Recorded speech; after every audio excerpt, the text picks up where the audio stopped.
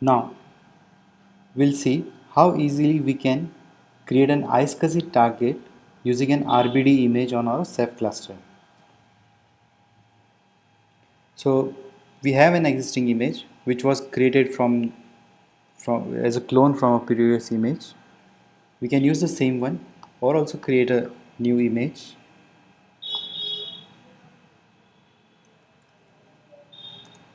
Let's name it as image for my MySQL data. Let's say keep it as 10 GB in size.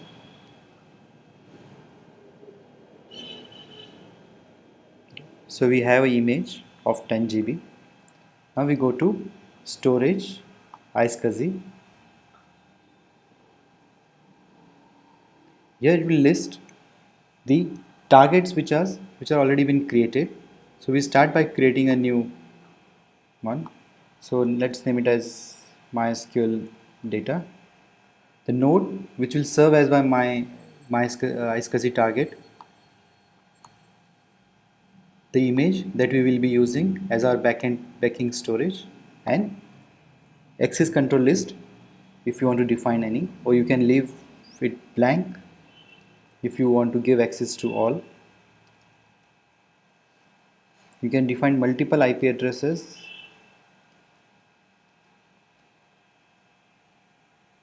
and create.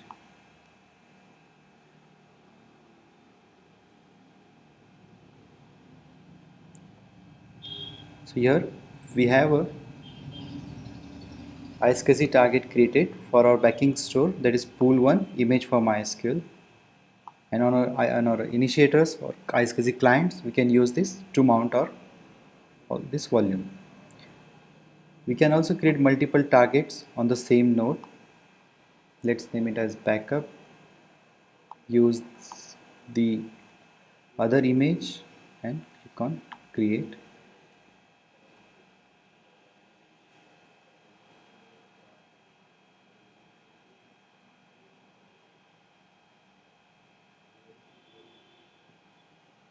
Now we have two targets, two LUNs created on node 1. We can also use multipathing for the same backing store, that is our RBD image. It will be as simple as creating a new LUN. So let's do this by selecting the same name for the same backing store on a different node. So we create another one, MySQL data. Now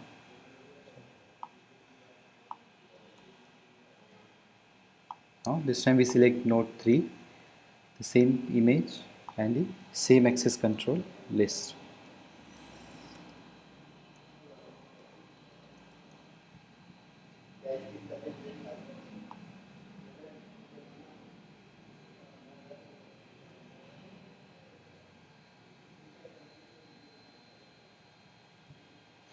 So now we have pool1 image for MySQL available through two different nodes and can be used as a multipath iSCSI.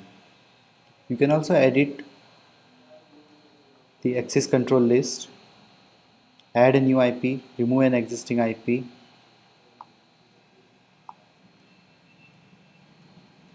So let's say I want to change this to 2.55 or add a new one.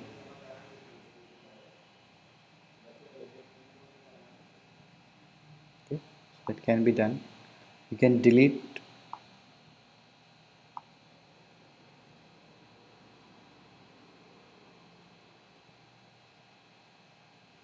deleting a iSCSI LUN will not delete the image, it will just delete the LUN. It will not delete the image. So your data will still be intact.